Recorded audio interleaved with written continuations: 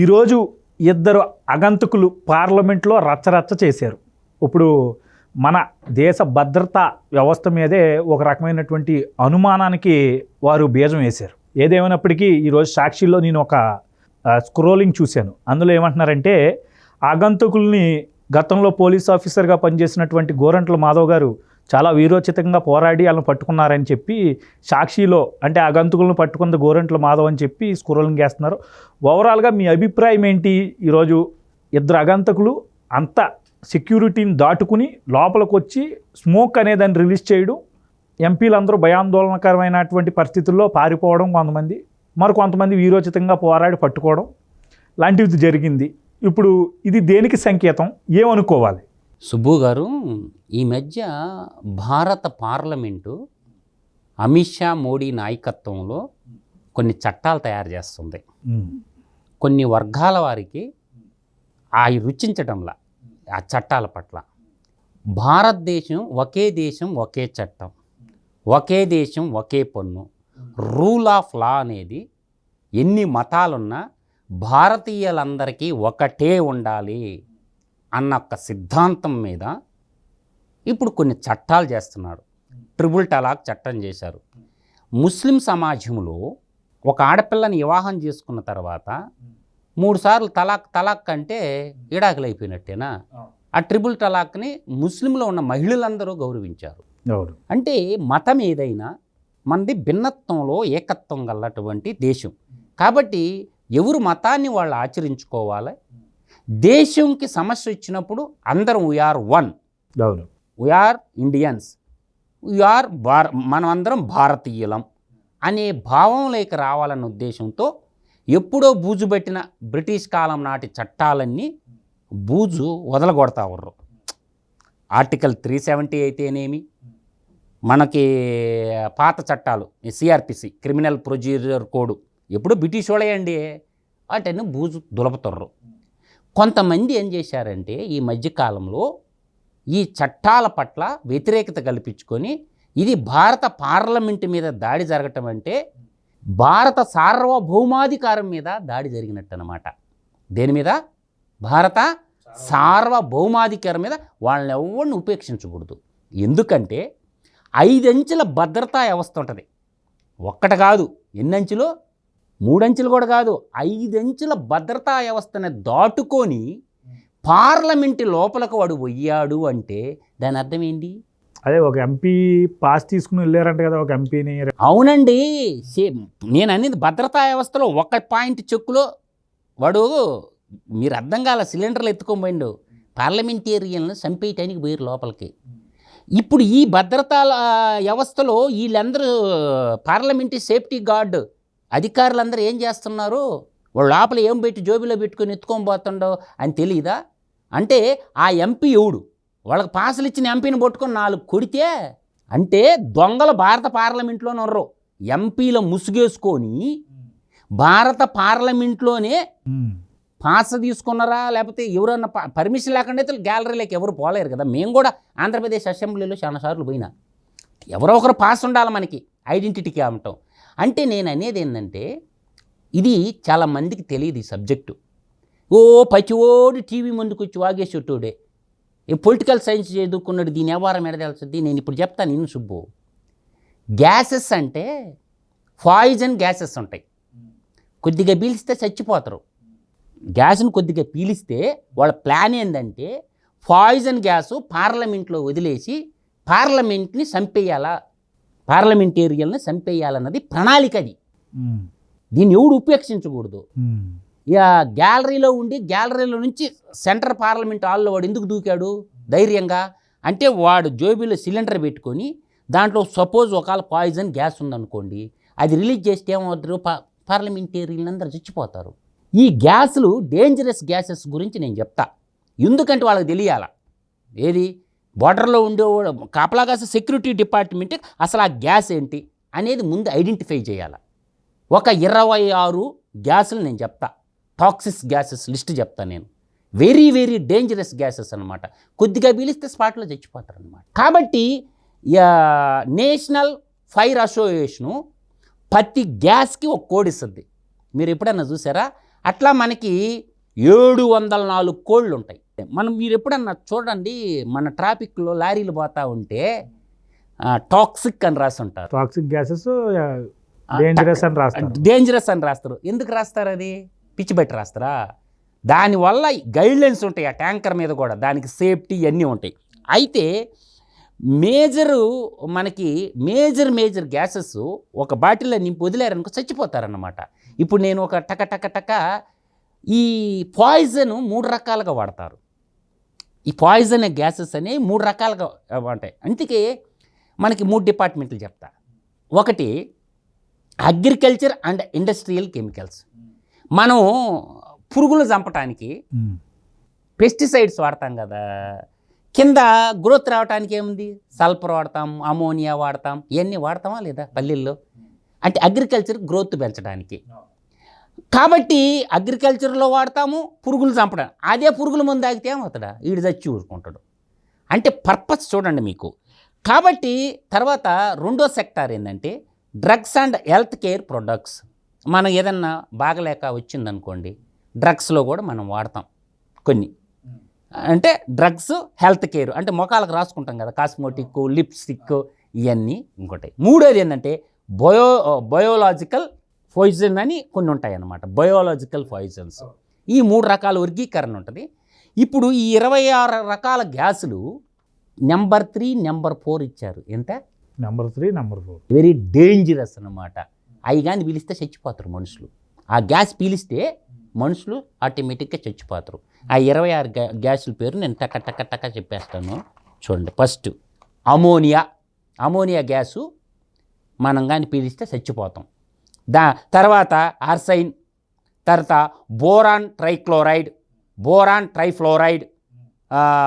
తర్వాత butamide, carbon monoxide, diborane, dimethyl amine, ethyl oxide, fluorine, hydrogen bromide, hydrogen chloride, hydrogen cyanide, hydrogen fluoride, hydrogen sulphide, methyl chloride, monomethyl amine, nitric oxide, nitrogen dioxide, ozone number 4, తర్వాత ఫోసోజెన్, తర్వాత ఫోసిఫైన్, తర్వాత sulphur dioxide, sulphur tetrafluoride, తర్వాత ట్రైమీథైల్ amine, తర్వాత vinyl chloride.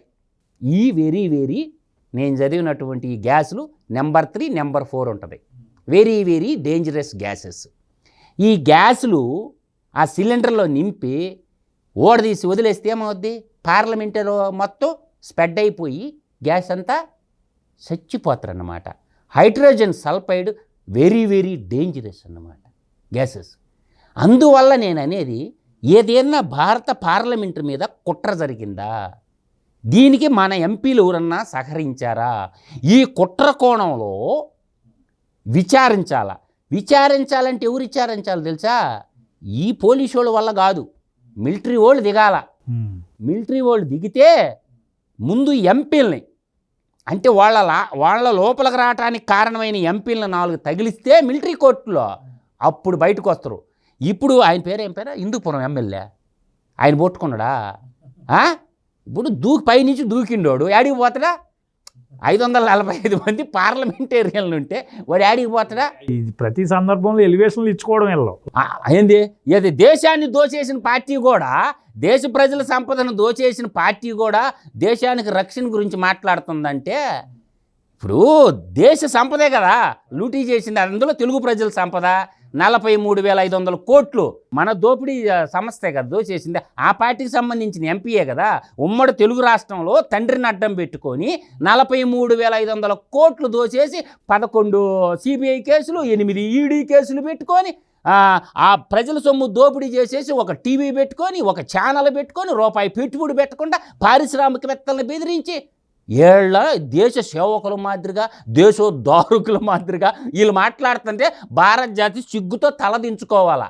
అయితే ఇప్పుడు గతంలో అంటే 2001లో అనుకుంటా, అప్పుడు పాకిస్తాన్ ఉగ్రవాదులు ఇలాగే మన పార్లమెంట్లో ఒక హల్చర్ చేసి అనేక మంది ప్రాణాల్లో తీయడంలో సక్సెస్ఫుల్గా కొంతమంది చంపేశారు. అప్పుడు మీకు గుర్తుంది కదా, నాకు బ్రహ్మాండం కాల్చి పాడేశారు. అదే ఇప్పుడు మళ్ళీ అదే రోజు అంట ఇది 22 సంవత్సరాలు ఎంతో అవుతుంది. ఈ 22 సంవత్సరాల తర్వాత మళ్ళీ సేమ్ రిపీట్ చేశారు. అయితే ఖలిస్తానీ ఇల్లు ఏదైతే ఇటీవల కాలంలో మేము దాడి చేస్తాం 15వ తారీఖు లోపు అని ఏదో టార్గెట్ ఇచ్చారో ఆ టార్గెట్ నాలో ఏళ్ళలో అంటూ వార్తలు వస్తున్నాయి. మరి ఈ ఎంత ఏంటంటే మీడియా రంగంలో సగం తెలిసి సగం తెలియక ఖలిస్తాను పాకిస్తాన్ ఇది గానే కాదు, ఇది ఇంటర్నల్ దొంగల పనే. ఇది పాకిస్తానోడు రాలేదు, ఖలిస్తానోడు రాలేదు, ఇది ఇంటర్నల్ దొంగలు చేసిన పనే. వివిధ పొలిటికల్ పార్టీలు ఉన్నాయి కదా భారతదేశం. ఇది చేయడం ద్వారా మరి మీరు అన్నట్టు ఇంటర్నల్గా ఎవరు లబ్ధి పొందడానికి, ఎవరు లబ్ధి పొందటం కాదు, మరి దీని ద్వారా ఏం తెలియజేయాలనుకుంటున్నారు? భారత పార్లమెంట్కి భద్రత లేదు అని చెప్పే ప్రయత్నంలో వచ్చారంటారు. అయితే అంతే. ఇది కొంచెం సానుభూతి డ్రామాలు కూడా చేయొచ్చు. ఎలక్షన్ ఇయర్ ఎంపీ ఎలక్షన్ వస్తుంది కదా, ఇప్పుడు కర్ణాటకలో ఒక బీజేపీ ఎంపీ పేరు బయటకు వస్తుందండి. మీకు తెలీదు, బీజేపీ ఎంపీ పేరు బయటకు వస్తుంది కర్ణాటక. ఆ పేరు నాతోటి ఎందుకు చంపిస్తారు, ఆయన పాస ద్వారా లోపలికి పోయినారంటారు. అది ఎంత నిజమో తెలియదు కానీ బీజేపీ వాళ్ళే దాడి చేయించుకున్నారు ఎంపీ ఎలక్షన్ కోసం అంటున్నారు. ఇది నిజము ఏందనేది నీకు నాకు తెలియదు సుబ్బు. మనం విచారణలో తెలుస్తుంది. విచారణ చేయాలా, ఎంక్వైరీ చేయాలా. అది జనరల్ పోలీసు వాళ్ళు చేయకూడదు. జనరల్ పోలీస్ చేస్తే మ్యానిపులేట్ చేస్తారు. మిలిటరీ వాళ్ళు దిగి వాళ్ళని పట్టుకొని మిలిటరీ ద్వారా ఎంక్వైరీ కానీ చేస్తే ఈ దొంగలు ఊరా ఇంటి దొంగలా బయట దొంగలనే తేలిపోద్ది. ఇంటి దొంగలు అయితే స్మోక్ బాంబులతో ఎందుకు వస్తారు, మారణాయుధాలతో వస్తారని కూడా కొంతమంది వాదిస్తున్నారు. ఇంటి దొంగని ఈశ్వరుడైనా బట్టలేరని మనకు తెలుగులో సామెత ఉంది సుబ్బు గారు. ఇంటి దొంగనే ఈశ్వరుడైనా బట్టలేదని. మొత్తం మీద ఈ పొలిటికల్ రాజేశ్వరరావు అగ్గిపెట్టి గీశారు. ఎందుకంటే నిన్న కాశ్మీర్ బిల్లు వచ్చింది కదా, సుప్రీంకోర్టు కూడా ఆర్టికల్ 370 రద్దుని అంగీకరించిందిగా, సమర్థించింది. కాబట్టి విభిన్న మోకలు ఉంటాయి, మోకదాడులు అంటారు. కొన్ని రకరకాల సంస్థలు ఉన్నాయి భారతదేశంలో. వీళ్ళకి దేశం పట్ల ప్రేమ లేదు, ప్రజల పట్ల పేదరు, మతోన్మాదం ఉన్నారు. వివిధ రకాల ముసుకండి. ఒకడు పాస్టర్ ముసుకేస్తాడు, ఒకడు ఇంకొక ముసుకేస్తాడు, ఒకడు బాబా ముసుకేస్తాడు. ఎన్ని ముసుగులు ఉన్నాయో భారతదేశంలో మనకు తెలియదు కాదు. విభిన్న కులాలు, విభిన్న మతాలు, విభిన్న జాతులు ఉన్నప్పటికీ కూడా దేశ సార్వభౌమాధికారం మీద నా కొడుకు దాడి చేసినా సరే కాల్చి పారేయాల స్పాట్లోనే. దీనికి జడ్జిమెంట్లు తర్వాత రెండండి ఆర్థిక తీవ్రవాదుల్ని, ఏది దేశ ప్రజల సంపద లూటీ చేసిన ఎదవలనే విచారం చేయకూడదండి, కాల్చిపాడేయాల ప్రభుత్వాలు. ఒక్కొక్కడు 1000 కోట్లు దోచేస్తే పేద ప్రజలకి ఇళ్ళు కట్టుకోవడానికి ఇళ్ళు లేక, ఉద్యోగాలు లేక చచ్చిపోతుంటే 1000 కోట్లు దోచేసి వాడు దేశాలు సరిహద్దులు దాటిపోతుంటే వాడు లలిత్ మోడీ గాడు, విజయ్ మాల్యా లాంటి వాళ్ళు చాలా మంది ఉన్నారు. కొంతమంది అయితే ముఖ్యమంత్రులుగా కూడా పనిచేస్తారు. కాల్చిపాడేయాల, కుక్కను కాల్చినట్టు కాల్చి పారేస్తే ఆస్తి అంతా జాతీయం చేసేసుకుంటే, అది ప్రజలకు బంచేస్తే, జాతీయ సంఘటిత నిధికి వస్తే అప్పుడు భయపడతారేమో తప్ప రాజకీయాల్లోకి వచ్చి ఆర్థిక తీవ్రవాదులుగా మారిపోయి దేశ సంపదను లూటీ చేస్తుంటే, దుర్మార్గులు పార్లమెంటేరియన్లు అవుతుంటే, దేశ సార్వభౌమాధికారం మీద దాడి, భారత పార్లమెంటు మీద దాడి అంటే అది దేశ సార్వభౌమాధికారం మీద చేసినటువంటి దాడి. కాబట్టి వాడు ఎవడైనా కావచ్చు, ఆ లోపల పంపించిన ఎంపీని పట్టుకోవాలా, వాడిని అరెస్ట్ చేసి మిలిటరీ కోర్టులో 48 గంటలు తిరగకుండానే ఒరే నువ్వు పాస్ ఎందుకు ఇచ్చినవు అని విచారణ చేస్తే మిలిటరీ కోర్టులో, మన ఈ కోర్టులు పనికిరావు. వీటిని నమ్మేదానికే లేదు. ఎందుకంటే మనకు రఘురామకృష్ణరాజు ఎపిసోడ్ ఉంది మనకి, అన్ని బోల్డ్, అసలు అది ఒకటే కదా బోల్డ్ చాలా ఉండే అనమాట. మనం ఈ పోలీసు వాళ్ళు పెడితే ఏదో ఒక రాజకీయ పార్టీకి తొత్తుల్లాగా ఉంటారు. మిలిటరీ కోర్టులో అయితే దీనికి కరెక్ట్ జడ్జిమెంట్ వస్తుంది, ఆ ఎంపీ చేసిన తప్పు వస్తుంది. ఆ ఎంపీ అనేవాడు ఎవడో కానీ పట్టుకొని వాడిని బహిరంగంగా ఉరిదీయాల. ఇమ్మీడియట్గా ఉరిశిక్ష పార్లమెంటు ముందు ఉరికమ్మం పెట్టి దేశ ప్రజలందరూ చూస్తారు లైవ్లో. వాడిని మిలిటరీ వాళ్ళు టక టక టక టక టక AK-47 పెట్టి కాల్చి పారేయాల. మన దేశ బరువు పోయినట్టే కదా. పార్లమెంట్ మీద దాడి అంటే ఏంది? దేశ సార్వభౌమాధికారం మీద, దేశ భద్రత మీద జరిగినటువంటి దాడి సుబ్బు గారు. కాబట్టి దీన్ని తక్షణం భారతీయులందరూ ఏ మతమైనా ఏ కులమైనా మనమందరం ముందు భారతీయులం, తర్వాత మతాలు కానీ కులాలు కానీ. కాబట్టి దీన్ని అందరూ భారతీయులందరూ 145 కోట్ల మంది విదేశాల్లో ఉన్న భారతీయులు కూడా దీన్ని ఖండించాలా. దీన్ని ఎవరూ కూడా సమర్థించకూడదు. దేశం శిక్ష పడాలి, దోషులు ఖచ్చితంగా కాల్చి పారేయాలా. వాళ్ళని షూట్ చేసి ఉరిశిక్ష వేయలేదనుకో ఇంక రెండో వాడికి భయం ఉండదు. కాబట్టి మోడీ గారు, అమిత్ షా గారు ఖచ్చితంగా ఆ పని చేసి తీరాల. భారత పార్లమెంట్ మీద దాడి చేశారంటే భారతీయులందరి మీద దాడి చేసినట్టే. కాబట్టి ఖచ్చితంగా తప్పు చేసినటువంటి ఆ పార్లమెంటేరియన్ ఎవడో పట్టుకొని వాడిని బహిరంగంగా ఉరిదీయాలా, లేదంటే మిలిటరీ వాళ్ళ చేత షూట్ చేసేయాలని నా భావన.